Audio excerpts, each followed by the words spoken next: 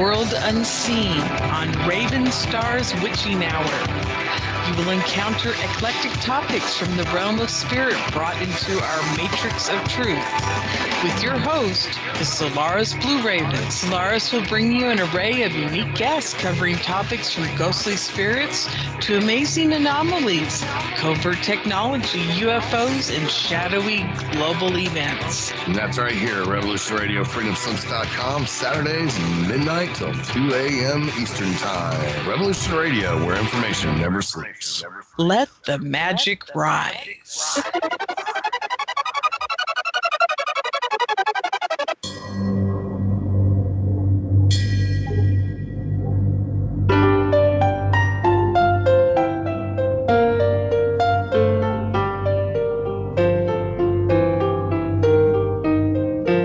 Did you ever feel that things were not quite right? That everything was just ever so slightly askew? Do you have, to paraphrase Morpheus, a splinter in your mind? If you're interested in hearing the latest information about UFOs, the paranormal, ancient cultures and structures, monatomic elements, longevity, fantastic discoveries in science, downloaded to your brain, then tune into us. Hi, I'm Dave. And I'm Mackie. And we are Shiny Side Out, Sundays 2 to 4 a.m. Eastern. See you then. Revolution Radio, freedomslips.com. You don't need to expect us. We're already here.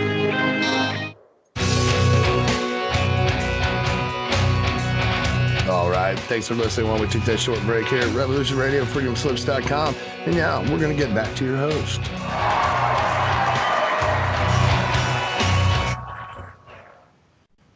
All right. It's just turned 4 o'clock in the UK. You're listening to Free Association. My name's Dennis. I'm here every Saturday afternoon. It's 11 a.m. in the States on the East Coast, I think, and a bit earlier on the West Coast. I don't have any kind of real plan for today. I was going to do a little bit of, I might read some Walter Russell quotes out at some point, but I don't really have any kind of agenda. So a little bit of emotional freedom technique, maybe a little bit of violet flame, but apart from that, just musings on life. I do have Karen with me as well, though. Karen, are you around? I am. How are you? I'm good, thanks. I'm very good. It's good how are to you? hear your voice. Yeah, it's been a while. Thanks for having me on. Yeah, it's fine, Karen. It's lovely for you to be here. I've been working for actually 3 weeks now, and things are starting to get back to normal in Newcastle, in the UK generally as well. The local cafes are open now for takeaway. The coffee shops are open for takeaway, but they're not taking cash at the moment. They're just doing everything on cards. Which makes life a bit complicated if you need change to get on a bus or something. The bus doesn't have a card situation? Yeah, they do, but I don't like them. I haven't got a card that does like touch things. It's an old school card that you've got to put it in the machine and tap your PIN number on. Oh, I see. So I can't do the contactless thing. Which means that I'm scrambling around for change, and I have to keep giving them more than the bus fare, which is a bit annoying. So they now owe me about £3, £3 in overpayments over the last 3 weeks, I would imagine. Wow. I used to go to Port Authority and just get, a pass for a week, and that little pass, you just zip it through the bus thing. So I would pay. Like when I lived in New York City, I would just buy a pass for the entire month, whatever it cost. And it just, was kind of like paper card with a magnetic strip. And I would just get on the bus or, the subway and just run the stripe. Yeah, we've got those. Because I'm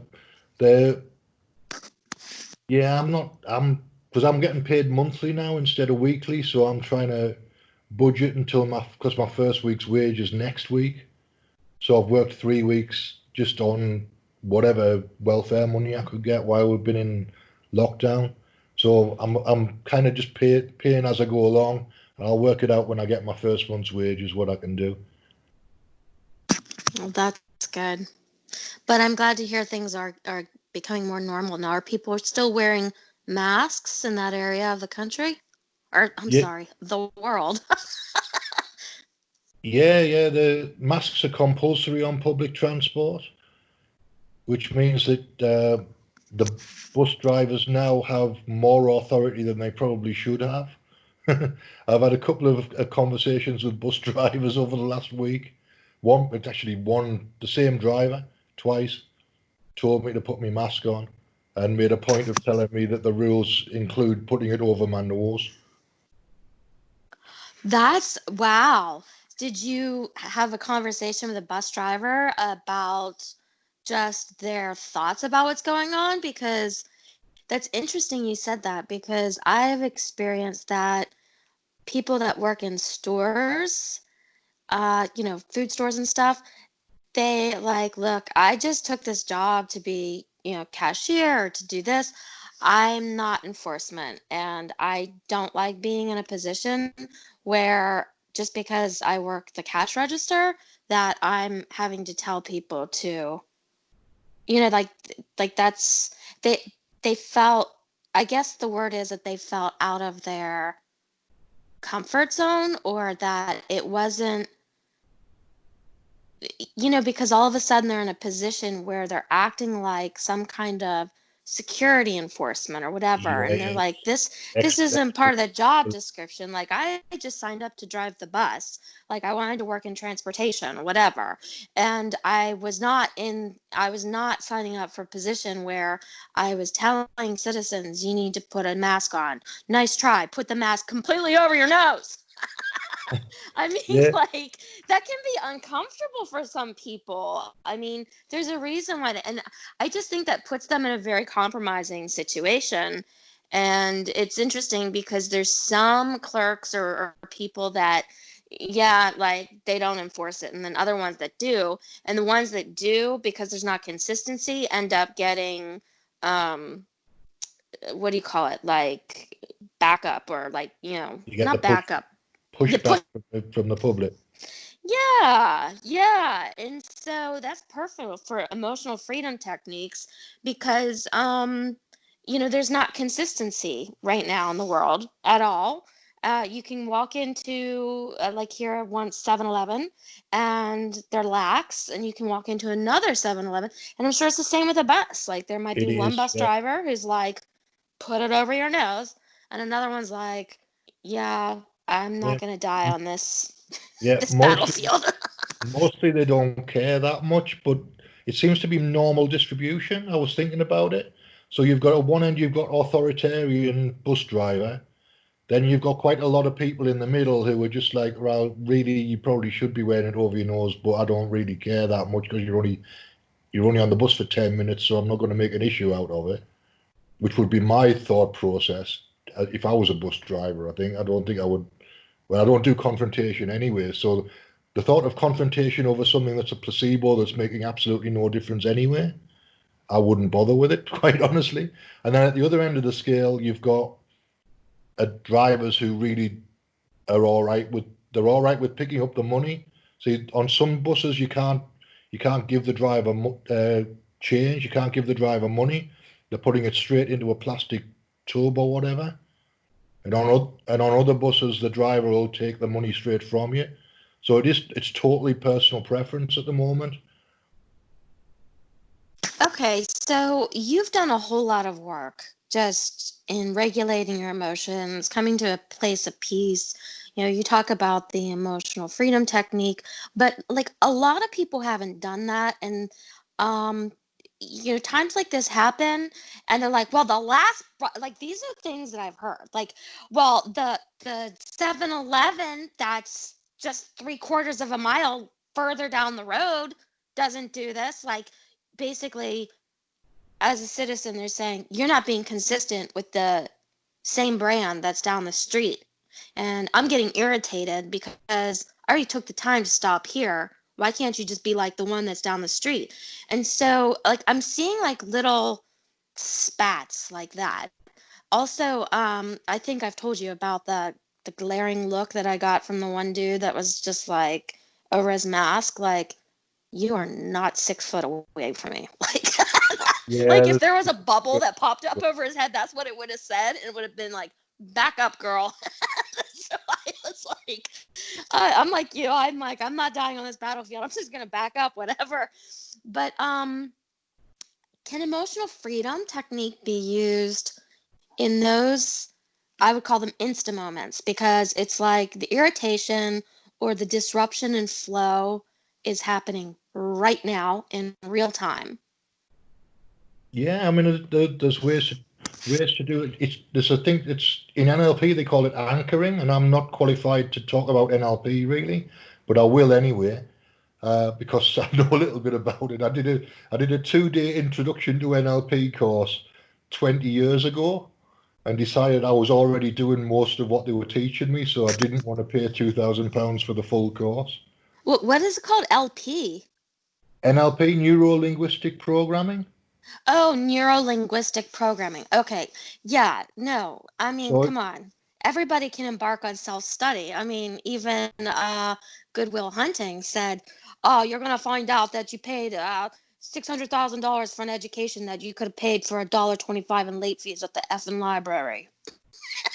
yeah, there's a lot of that about. But one of the things that they talk about in NLP is anchoring. So it's just associating a physical thing with a state of mind, basically. So if you think about what emotional freedom technique does, the tapping is anchoring. So you can. That's true. So all you need to do is if you feel like you're going to get into a situation where you're going to shout at somebody or whatever, just anchor joy and peace before you go out. Just tap and get it. Find a way of getting into a memory or a state or whatever word you want to use. Just remember something that was joyful for you and tap on the side of your hand before you go out into the world that's full of chaos and confusion and angst and all that. And then if you do come across something that gets you a bit wound up, you can just tap and get back into that state that you had before you left the house. Oh, I would imagine so that. then it's okay, so it's preparing ahead of time. And when you do the tapping out and about, then it brings you back to the initial state of calm and joy that you created before you even started interacting with a bunch of idiots. Yeah, I mean, I've tested this because I don't want to call them idiots. That's not nice. Just people that are anxious and afraid and acting out of their fear. yeah, Nobody's an idiot. I'm just saying, you know. So that's interesting. Now, okay, so let me explain something that I do that's similar and tell me if you see any comparisons or connections between the two. One of the things, ever since I did the whole Alan Watts meditating thing, and for the first time of all the times I ever tried it, I successfully got into a meditative state via entering sound. And I often will close my eyes, take 3 deep cleansing breaths, and I think about, you know, taking in clean energy and exhaling energy that no longer serves me. Clean, exit toxin. Clean, exit toxin. And then I focus on 3 things while my eyes are closed of things I can actually sense. And I really like using sound. But so I hear the fan running. I heard a car drive by. I feel my cat next to my lap. And it's just picking out 3 things. And then when I open my eyes, I'm more like a neutral state. I wouldn't say that it's doing any work to, because some of the emotional freedom stuff that I looked at that you recommend and have played and things, I see that you can actually like get over deeply embedded fears, like fears of like finances or this, that, and the other thing. But the thing that I was just describing is more or less to get you in neutral so that in the moment, because there's a thing like when you're in the moment and something strikes you, it can go from hot to heavy to like full out crisis in a matter of like a minute, depending on how other people in your environment may interact or respond with you. And so, like, getting to neutral is really important and helpful for me before I begin to even um, discern, not discern, but to, and sometimes I don't catch myself soon enough, to be quite frankly. I mean, to be quite honest, I don't catch myself honestly, but getting in neutral is like the first step for me to then be like, okay, this is agitating me enough that I need to do emotional freedom technique, whatever. What are your thoughts? I mean, is there any similarity between? Yeah, I mean, you've got to, you can, again, the tapping can take you to neutral as well. My thought would be, if you're trying to get, if you're trying to get to joy and you're so distracted you only get halfway, at least you got to neutral. Do you know what I mean? So if you've already anchored a place of joy and peace, then you get knocked sideways a little bit. At least the tapping will get you some of the way back there. Whereas if you're trying to get to neutral and you only get halfway, you could still end up having a row with somebody. Okay, you can still get in a row with somebody if you go to neutral, but okay, I see what you're saying. So really the better practice is to, before you go out and about, anchor yourself. And I then have, when you're doing the tapping, then you're not just going to neutral, but it's helping you get back to a state of Zen or zero or whatever you want to call peace or baseline whatever. status. Yeah, a I place see. where.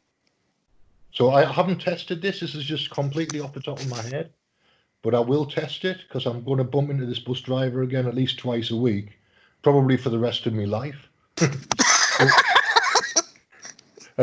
until I sort out the situation, because that's just the way my life is. So I know what route he's on and I know what time he's going to go past. So I can either avoid his bus or I can find a way to deal with it that isn't a confrontation and doesn't end up with him lecturing me about the joys of wearing masks every single time. The joys of wearing.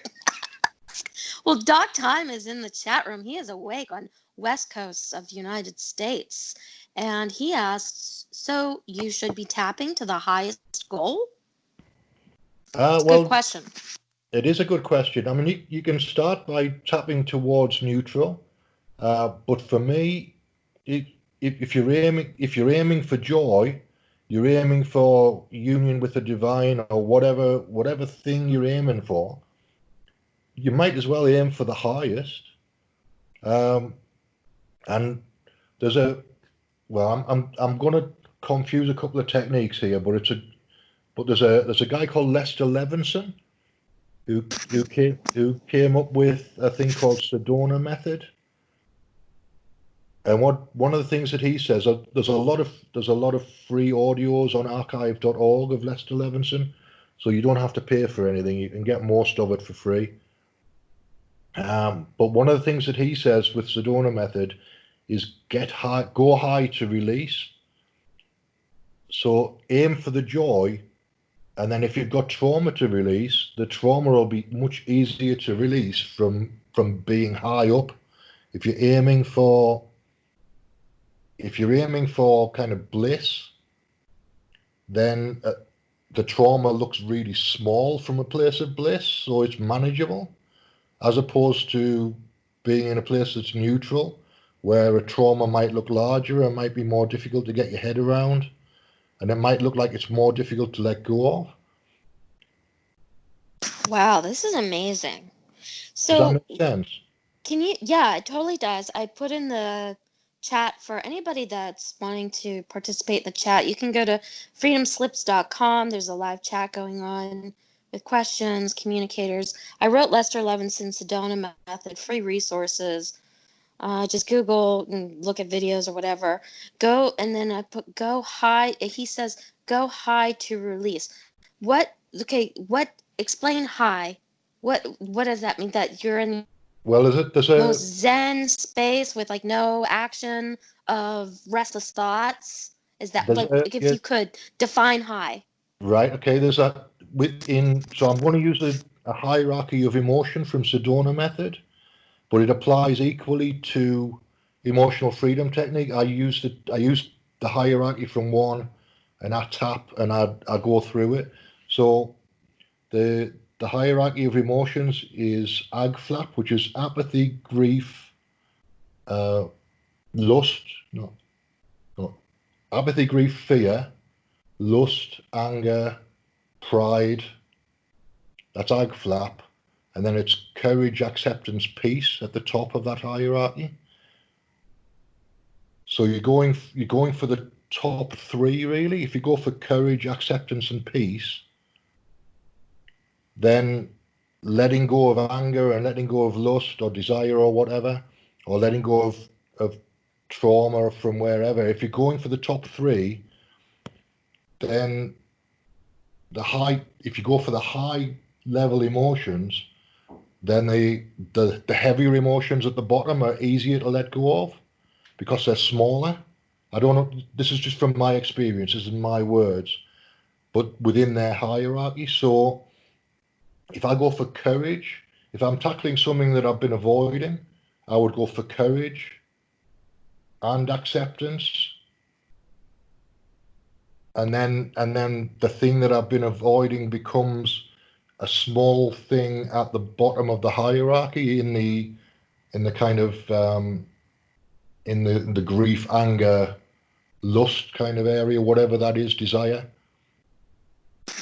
You know what? I think that's critical what you just said, because a lot avoidance is one of the several different coping mechanisms. For me, I think you and I are alike in that we both cope with avoidance. You know, I like you, like I don't want to see, or I'll avoid confrontation. However, if you box me in a corner, I will put the boxing gloves on and, you know, that kind of thing. But avoidance, it's interesting that you, on the opposite end of that, is that you want to manifest and get into a state of courage and acceptance. So it's like courage and acceptance is the recipe to, I don't know if the right word is mutate or like diminish avoidance. Yeah, for me, that seems to be the way it works. Uh, That makes Doc Time, sense. yeah, Doc Times put in a link in a note in chat saying David Hawkins' book Power v Force, which has a hierarchy of emotional states. He got quite a lot of that hierarchy from Sedona method, but I think some of it is dowsed as well. So David Hawkins is very much a Sedona method man. Oh, okay. Well, thank you for that resource, Doc. Again, the name of that book is Power versus Force by David Hawkins. That's interesting. So Hmm. I found the two things, emotional freedom technique and Sedona method, are complementary to each other. They Yes. they very much complement each other because they've got the same kind of assumption that you can let go of something is I the key part. yes. Well, and here's the thing. I um this is what I've noticed in my professional time, is that there is no one size fits all, and there's no one size fits every moment. And that whole like thing that you're doing, like blending, that's good, because what you're doing is you are, as Dr. Lenny would say, you are operating at human scale. You're blending what you need for the person and the moment that it's needed. And so, and this is the purpose. Like, you don't have to say, oh, well, I'm all emotional freedom and ignore all. I mean, it would be a disservice to ignore all the other techniques. It's the blending of those techniques that allows you to fit the tool, if you will, the healing tool to the individual person. And I find that blending them to meet the needs of the person based on because people are complex. They have different varying levels of intensities. They have different defense mechanisms. They have predominant defense mechanisms that and then they have secondary or tertiary ones, those kinds of things. And so what works for one may not work for all. So balancing and mixing these healing, I think it's all based up to the individual and what feels useful for them. Does Yeah, that and, make and sense? yeah, and sometimes when I can't quite get at something with Reiki or whatever, then it one of the other techniques will get there. I mean, it might take. Right. So if I'm struggling to get to a place where I'm letting go of something or cutting through something, you've got to approach it from 4 or 5 different angles to find out which is the angle with the path of least resistance, if you like. Yes, but also turning inward. Bonnie always says this because I was struggling with that about a month or so ago. And she said, whenever I'm not sure, I don't know, I turn inward and just let my higher spirit. And usually, like something while she's sitting in quiet will scroll through her mind or a thought or something. Like she'll get a nudge. And that nudge is what takes her to what she needs. But yes, trial and error works too. That's what I usually do too. But I liked how she also gave me the option of, learn to turn inward and depend on your internal stimulus as opposed to external validations. And it's a balance. Like anything else in life, I don't think you should steadfastly say, oh, all this, all that. I don't, fanaticism, all this or all that, it's not balanced. It's not, to me, it's not natural. So trial and error, as well as another option is turning inward. And if you are truly able to empty out your restless thoughts and be in that state of still, then you very well could get probes or whatnot of Yeah, suggestions. you'll get inspiration. And the thing with techniques is they're very. I do rely on the techniques quite a lot because I like them and I've been doing them for so long that they're just part of me now. But I also but the thing one of the things is that I've discovered is that I love Jungian psychology. I like the ideas. I like the principles. I like the way it's expressed. But I went to a Jungian psychology meeting of Jungian psychologists when I was in London. When? Oh, This is when? this is years ago, and they were all very, very, very dry. There was nothing lived about what they were doing. So my version is the lived version. I'm doing this kind of hero's journey thing, working with archetypes, playing with energies, mixing and matching as I go along. There was none of that in the Jungian psychology meeting that I went to. Well, and that was probably because it was isolated to just Jungian. Yeah, I think so. Whereas I've been using tarot cards and astrology, so I'm used to playing with archetypes from 3 different directions, if you know what But I mean. isn't that natural for the universe? I mean, just when I think of biodynamic farming that Bridget talks about, and everything that I've learned from Doc Lenny is that there's a natural ecosystem, and it's important to have a blend of everything in one, how many ever square footage area, because they all, it's the cycle of life. They all give riches, and what's depleted or what's waste can be mutated into something beautiful. And instead of having all of everything like auto assembly line, in one 100 square foot area and a second 100 square foot area having another item. It, like, the natural way of life is to blend and borrow. It, oh, you need, I mean, it's like, go fish. Do you have any twos? It's just like, that's the natural, I think that's how we naturally balance. I would love to hear Doc Time's thought on that.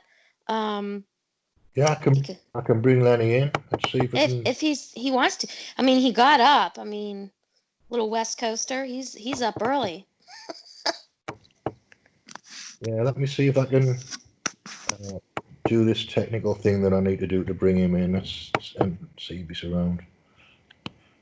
Sure. Shouldn't it? I forgot to screen share, and I don't know whether that makes a difference to anything, but normally I screen share, but I didn't today. Okay, let's see if we can get Lenny.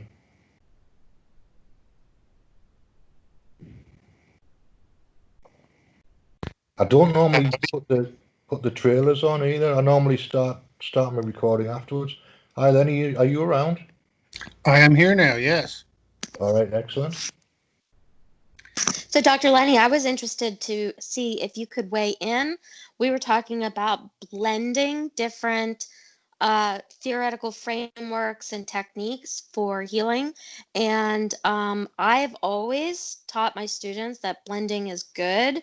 It should be blended to, like you say, to meet human scale. And then I'm reminded of biodynamic farming and how it's important to have all the different varieties of land life or whatever within square footage, because they all lend and borrow and recycle waste and stuff, and it's balanced in a way. And I wondered if what your thoughts were, if that was mirrored in these kind of, what do you want to say, philosophical social sciences.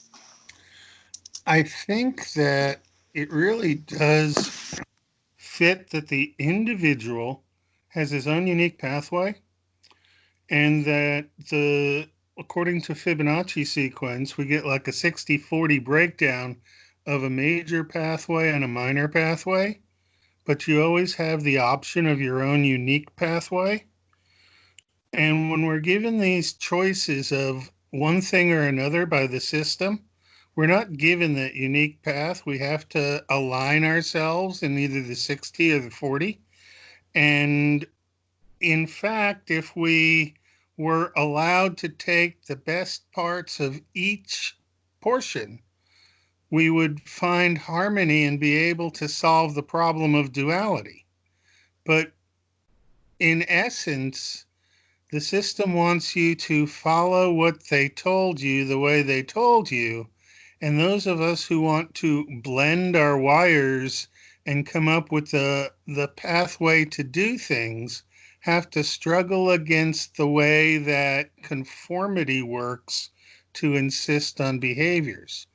So I think that it's real important for individuals working on human scale to be able to evaluate anything they're given in context to what they already know. And instead of rejecting what you know and taking the new information in, why don't you just suspend what you know, take the new information in, evaluate it against the judgment system you've already built, and then run with it. And if we all did this on personal scale, maybe there wouldn't be need for police forces and governments. I concur.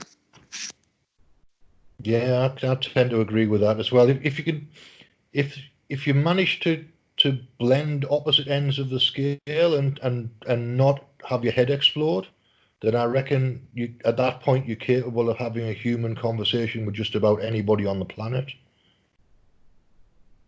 So yes, I think you can suspend your own belief long enough to listen and get the other belief to a point of understanding, and then open yourself back up, and it will be easier to see the contrasting differences that you have to make your individual choice of.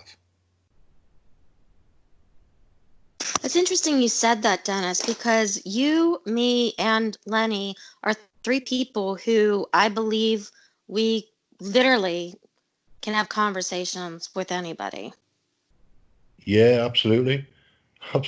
Absolutely. I mean, I remember my 30th birthday party, and my friend Karen said, "This is the most eclectic group of people I've ever seen, like ever at a party. Like wide age range, like all different professions, all different." And I go, "Really?" I'm like, "Is that bad?" She's like, "I take it as a compliment." Like because I didn't know. I was just like, "These are my friends. Like this is just like I would love for you to hang out with me, whatever." And I see the same in you. I love your tales about like your best friend is 92 years old, like and Lenny's very much the same way. And so maybe there's something in what Lenny just said, um, in that we are able to suspend what we believe or know and open our mind to consider and then later evaluate or weigh it, weigh it to see if it fits in. And just because I take time to stop and listen, and understand doesn't mean I have to agree, right? Very much Yeah, so. one of the people I have coffee with on a regular basis is a young guy. He's 22 or 23, I think, and he's a fascist. He's very much into like European, Italian pre-war fascism. Um, and I'm not. That's not my belief system. It's not the way that I approach the world. But within European fascism, it turns out there's some Hermetic mysticism in there, so I can connect with it from that angle. And and look at I listen to the people that he quotes and the books that he recommends me read. I bought one of them, which was the Hermetic one.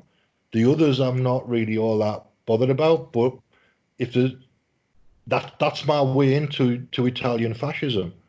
It's my way into having a conversation with Adam, um, because he's interested in the occult. He's interested in Aleister Crowley and the occult, and in fascism. So I can join him in one or two out of the three things that we talk about quite happily. I'm not ever going to be a fascist, but I can get myself to a place where I can look at the belief system and look at the connections between things and the way somebody would see the world from that position. And Has then he ever struck a chord though with you? Just exploring curiosity. When you reflect on your time with him, has he ever struck a chord with you where you felt like you needed to do emotional freedom tapping or something? no, we've never had a conflict in the 3 4 years that I've known him. 3 years, Well, 4 years. not conflict, but has he ever said anything or expressed something that you were in? Well, I reject that. I'm not going to say it outright, but internally in my head, I don't agree with that. I'm just going to kind of put that up on the shelf and just continue to listen. Like Ah, I've found that sometimes what I'm saying is like, okay, you talked about earlier like anchoring. And anchoring, that's something I do before every person. That's something I learned how to do in my profession, to anchor myself and put myself on a clean slate and forget my values, my beliefs, and just go in, listen to a person, let them present their stuff. But then, during like regular free time or whatever, I would interact with people that maybe had very different values, and I talk and I listen to them, but sometimes they say something that like I outright reject. Like for example, I was helping a neighbor of mine from Saudi Arabia who was having a difficult time learning English. I was accompanying her, helping her get around town, this, that, the other thing. And she was really excited about what she got done with her hair. But she was cool with like a photo, but didn't want the photo shared or whatever with anybody because she could get in trouble from her government. And of course, I respect that or whatever. But I had a hard time like wrapping my head around like, why would you get in trouble, like, for photographing, like, you're in a different country that has different customs, but you're concerned that this picture may somehow, it's not that I didn't reject her or anything like that. I didn't want to argue with her. I had to put that aside, like, on the shelf, and say, I'll integrate this into my psyche later because I want to respect her. I do respect her. She's adorable. And but it didn't resonate with me right away. So I just kind of like, oh, okay. And I just put it on a shelf for later. Right. Yeah. With Adam, the belief system he's got is that the world is going round in circles and it'll never improve. So there's like a circular model there, whereas mine is a spiral. My belief system is that the world is slowly moving kind of through a spiral, and Adam's belief is that it's a circular motion. There's no extra dimension there. So that I have to put to one side. But apart from that, and that's quite a foundational thing. That's a fundamental philosophical disagreement right there. But at the same time, all it is it's a missing one dimension. So once he gets to, he's only 23, so at some point he might get to a place where he adds in the extra dimension of time and growth, and then he's got a spiral. So it's only a matter of where he is in his reading and his thought process and whatever. Does that make sense? It's interesting to see how younger people think, and it's a lot different from the way I was taught to think. And so there's some basic foundations that I think that people don't quite work on the same page with. But if you open your book and you listen to what they're saying, the strands that ring true to everybody come through when you have different perspectives agreeing in something that they got to in different ways. And that becomes totally edifying in that you can tell you're right now because somebody else came up with it without basing it on your view of thought. But a lot of what we're taught now as the basis of what we believe isn't really true or correct in the sense of what we know now, and addressing the breakdowns of where things don't work the way they used to is probably one of the best ways that we have, new ways of analyzing the situation and solving problems instead of creating them. Yeah, it's tricky because if you prod something, then you're potentially going to disrupt a whole lot of other things around it. That's my main issue. That's one of my main issues. It's like I don't prod things too hard because it tends to disrupt a whole lot of things. Yeah, when do you know when to prod? For me, so this is interesting. For me, the prodding comes when it's hit like an emotional sensitivity chip that it's like reject, or like there's something that it just hits that level. And how do and that comes down to regulating emotions, maybe anchoring yourself. But but isn't there some pushing back that is needed for us to evolve? Well, from my perspective at the moment, I'm doing a whole imagination creates reality thing. That's my foundational assumption for at least the next year or so. And so, in theory, with that assumption, there's no requirement for pushback because you can imagine yourself in a different state of consciousness, and if you do that, do you get what I'm saying? I do. You know, And you know what that comes down to is the internal versus external self. When you start within compared to pushing back to change what's external to you, focus within. Go ahead, Doc. I find that what Dennis just said is very, very right on and in agreement with Walter Russell. And Walter Russell, in his Universal One, started with the premise that mind is everything, and then proceeded to derive physics and chemistry from there, and yet is not really taught in schools at all because the information he provided is counter to the current. But Russell was quite the philosopher when you start reading, and a very religious man who went into the concept of the Universal One so deep that he sat down and wrote it in like 40 days, I believe was the story. But Dennis had mentioned Walter Russell earlier, and I wanted to come back to him. How much Walter Russell have you read, Dennis? I've literally just bought the Power of One, or whatever the book's called. Universal One. Universal One. That's it. I've literally just bought it this week. But I've been listening to odd bits and pieces. I listened to a little bit of an audio book. So, a lot of it is, it's very parallel to the Hindu structure of how things work. I'm kind of seeing a lot of parallels with it. And plus, I was already at a place where I'm thinking the universe is electric. The primary thing is electricity, and that's one of the things that he says. Yes, and he went into electricity and magnetism pretty deep. And the forces that we've been given by physics might not be the forces that were actually given by nature.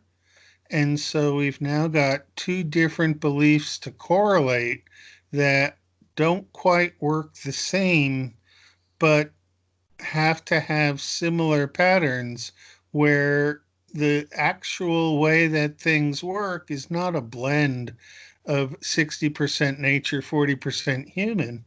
It's 100% nature, and human is guessing at how things could be. So at human scale, what we can do is learn from nature and be human and make our best educated guesses and watch at how these things work. And I think that investigating people like Walter Russell and Royal Rife, Wilhelm Steiner, Linus Pauling, people from past ages that did significant work would give us a second option on what we think we know that we've learned in school, because that's the information base that really falls into question. And right now, people are so busy putting on their masks and lining up in their bread lines that there's not people working to change how things work because they're too busy trying to keep the system going so they're not destitute. But I think as soon as we let go of the system, nobody will be destitute. That we'll all figure out how to work with each other to make sure what's important to human survival is met, not this global parasitic scale that we seem to be on. But I do want to point out also that today is the solstice, and wish you all a happy summer. And in terms of astrology, pretty busy day here on Solstice Day. So, Yeah, I Can you think. can you Sorry, go guys ahead, Sarah. expand on that? That's not my wheelhouse. So can you both or one or the other expand on what happens on a solstice?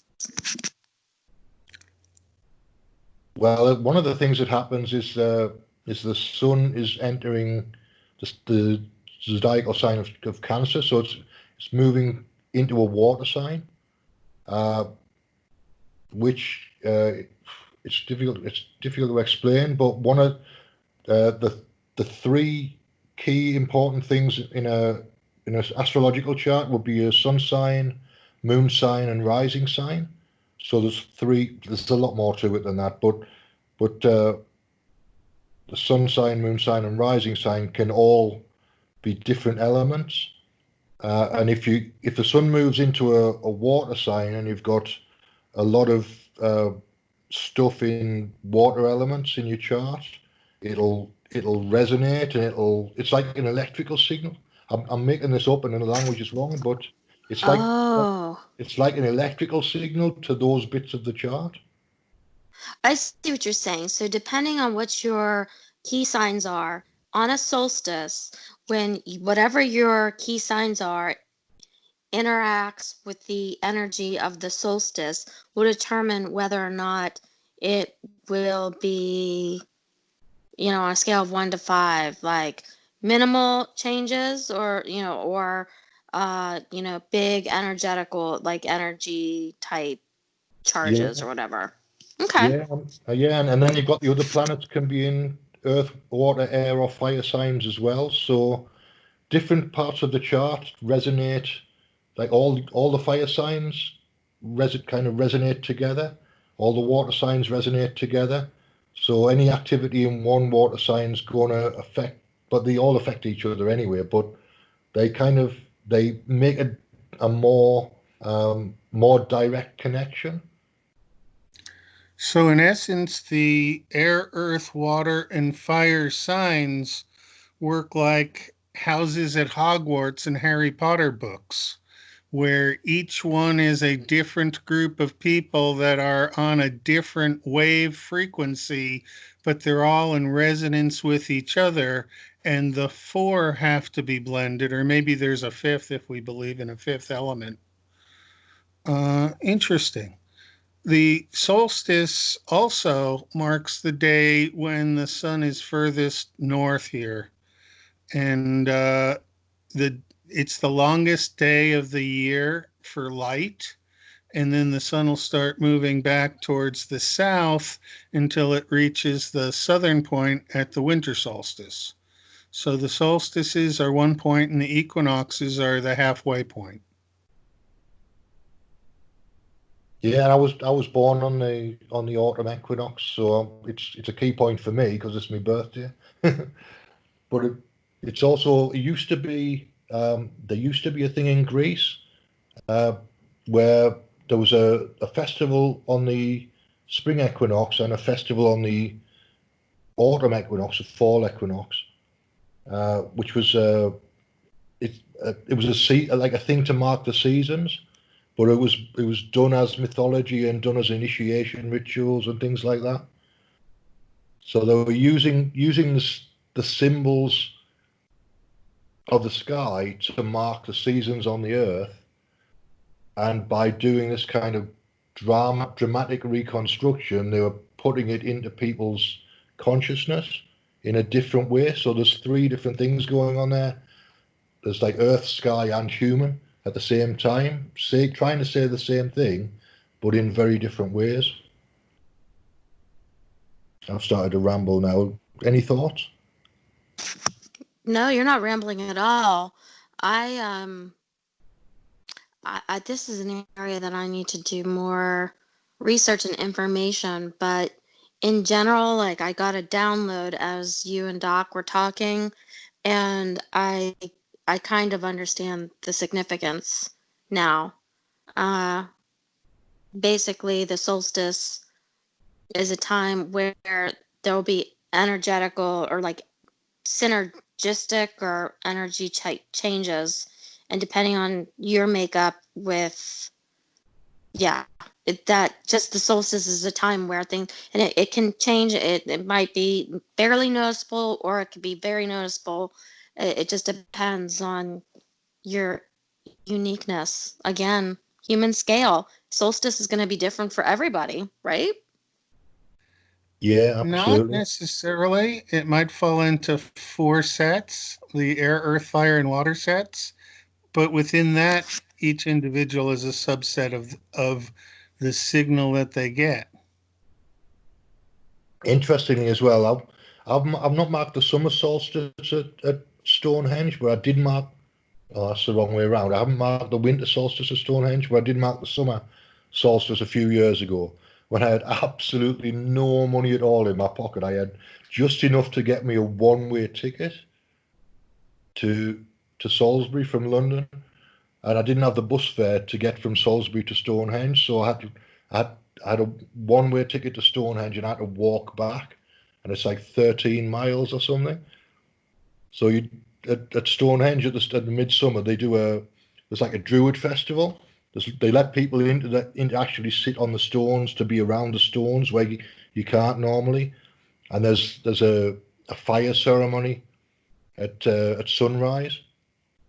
So I did this kind of half-baked get to Stonehenge and worry about getting home afterwards, and I managed to do it without getting caught on the train, so that was quite a good thing. But it did take me quite a long time to walk 13 miles from Stonehenge to Salisbury. It's not a journey I'll forget in a hurry.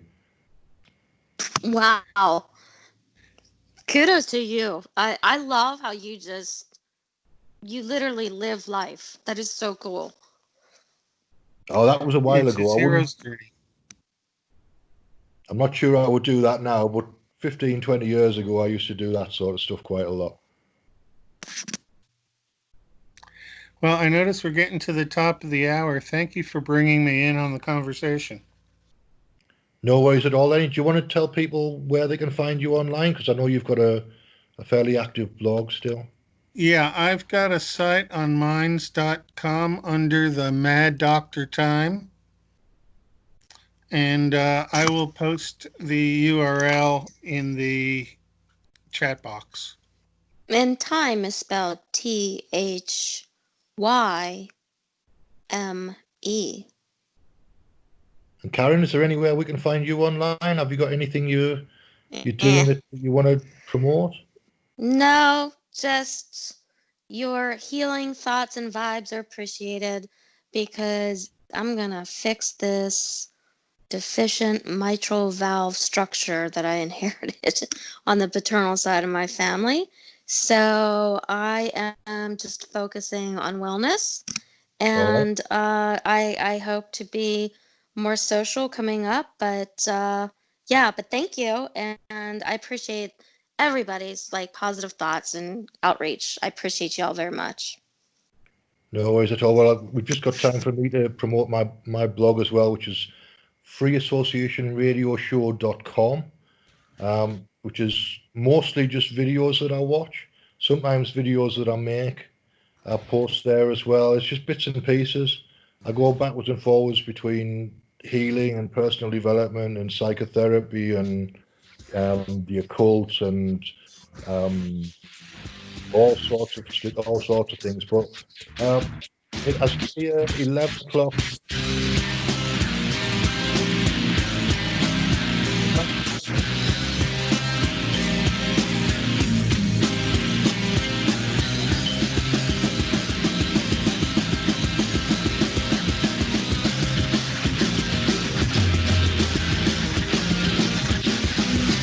Thank you for listening to Revolution Radio.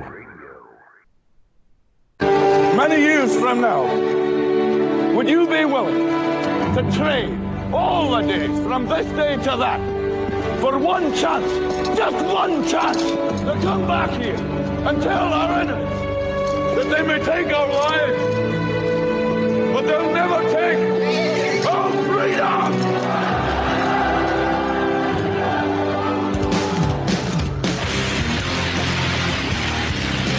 The future is uncertain. I know this. Death is inevitable. I know this. But one thing is certain. As free men, it is our right to live unencumbered and in peace.